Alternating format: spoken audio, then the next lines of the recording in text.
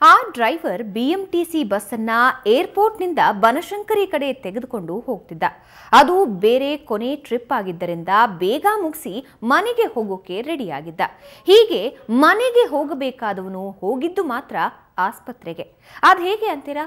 ಈ ಸ್ಟೋರಿ ನೋಡಿ.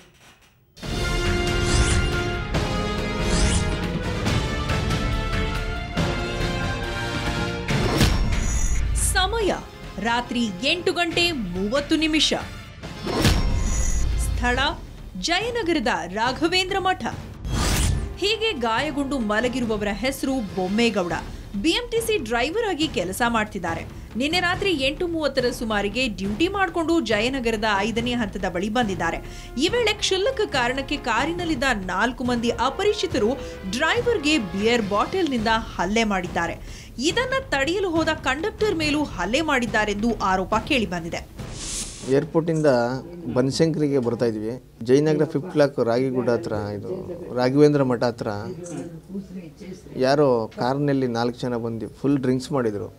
ಗಾಡಿ ಅಡ್ಡಗಟ್ಟಿ ಬಿಯರ್ ಬಾಟ್ಲೆಲ್ಲ ಹೊಡೆದು ಗಾಡಿ ಗ್ಲಾಸು ಮತ್ತು ನನ್ನ ಹತ್ರ ಚೈನು, ಮೊಬೈಲು, ಗಾಡಿ ಕೀ ಎಲ್ಲ ತೊಗೊಂಡು ಕಿತ್ಕೊಂಡು ಹೋಗ್ಬಿಟ್ಟಿದ್ದಾರೆ.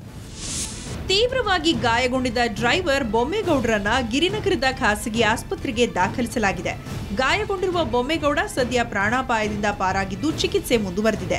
ಆದರೆ ಗಲಾಟೆ ಮಾಡಿದವರ ಗುರುತು ಇನ್ನೂ ಪತ್ತೆಯಾಗಿಲ್ಲ. ಮೇನ್ ರೋಡಿಗೆ ಬಂದ್ವಿ, ಮುಂದೆ ಬಸ್ ಸ್ಟಾಪ್ ಹತ್ರ ನಿಲ್ಲಿಸ್ತಾ ಇದ್ವಿ. ಇವರು ನಾವು ಆ ಕಾರ್ ಯಾವುದಂತೂ ನೋಡಿಲ್ಲ, ಅವರು ನಮಗೂ ಸಂಬಂಧನೇ ಇಲ್ಲ.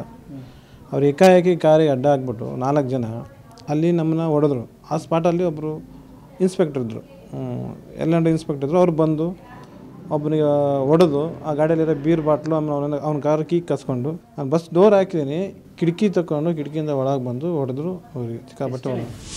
ಇನ್ನು ದೂರು ದಾಖಲಿಸಿಕೊಂಡಿರುವ ಜಯನಗರ ಪೊಲೀಸರು ಕೃತ್ಯಕ್ಕೆ ಬಳಸಿದ ಕಾರನ್ನು ವಶಕ್ಕೆ ಪಡೆದು ಆರೋಪಿಗಳಿಗಾಗಿ ಶೋಧ ಕಾರ್ಯ ನಡೆಸಿದ್ದಾರೆ. ಬೆಂಗಳೂರಿನಿಂದ ಅಭಿಷೇಕ್ ಜೊತೆ ಚೇತನ್ ಎಂ, ಕ್ರೈಮ್ ಬ್ಯೂರೋ, ಸುವರ್ಣ ನ್ಯೂಸ್.